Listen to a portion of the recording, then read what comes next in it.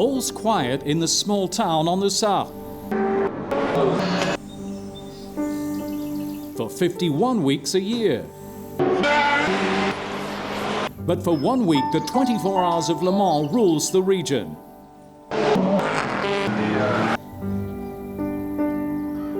Le Mans means to me the past, the present and the future.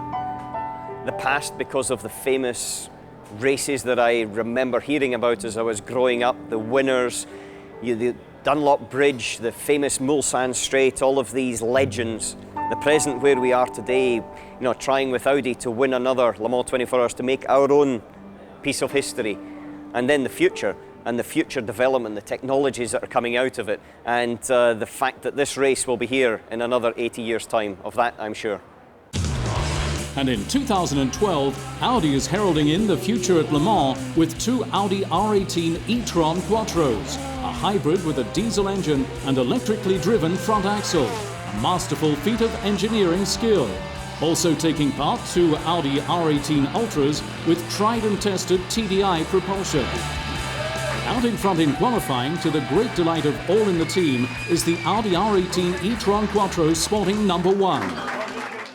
It's a great feeling, obviously. We're race car drivers and we do this to be first. So when you're first, you're happy. It was a good day. We managed to do our full program, go through different tires, and then Lina gave me a new set of tires, and I got an opportunity to do a quali run, got a free lap.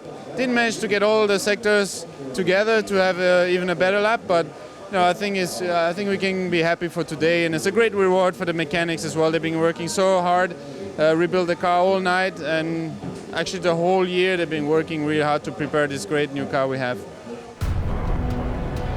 16th of June 2012, the start of the 80th running of the greatest race of all. Audi up front in a keen battle with the quick Toyotas. After just a few meters, and this overtaking maneuver, places 1 to 3 are in the hands of the Germans. But the race is long, the lead hotly contested. Through the evening, the duel for first place is breathtaking, constantly switching between numbers 1 and 7.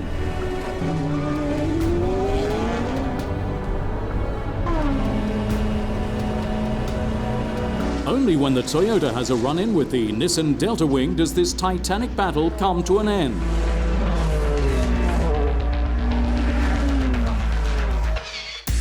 Night then falls, the toughest experience for the drivers at Le Mans.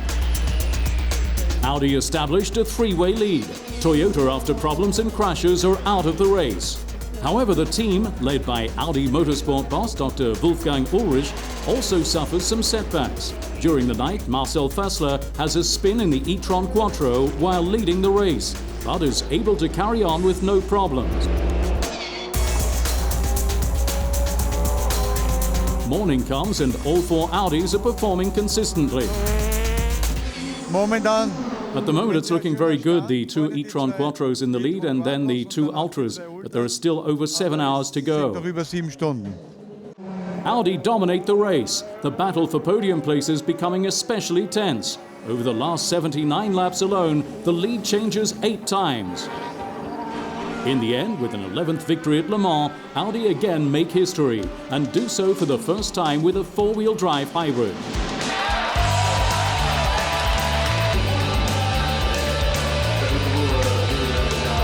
Lotterer, Trellier and Fassler win ahead of the second Audi R18 e-tron Quattro and the Audi R18 Ultra, car number 4. It's amazing, and to have it a second year in a row, it's really unexpected. Yes, it's a huge weight off our shoulders, a huge relief. I'm thrilled because we've waited so long for this moment, and the last hour simply seemed like 10, because you're actually looking at your watch every 10 seconds, thinking, when's it finally going to be 3 o'clock? Yes, it's really fantastic. The great moment you can have as a driver, to drive such a good car with a new hybrid system, just win a race like that, is just crazy. It just shows the team's overall strength, and that Audi Sport and its team and everyone involved with Joest have managed once again to have us come out on top in a very difficult race. A new era at the 24 Hours of Le Mans has begun, but until June next year, what reigns once again in the little town on the Sarthe is quiet.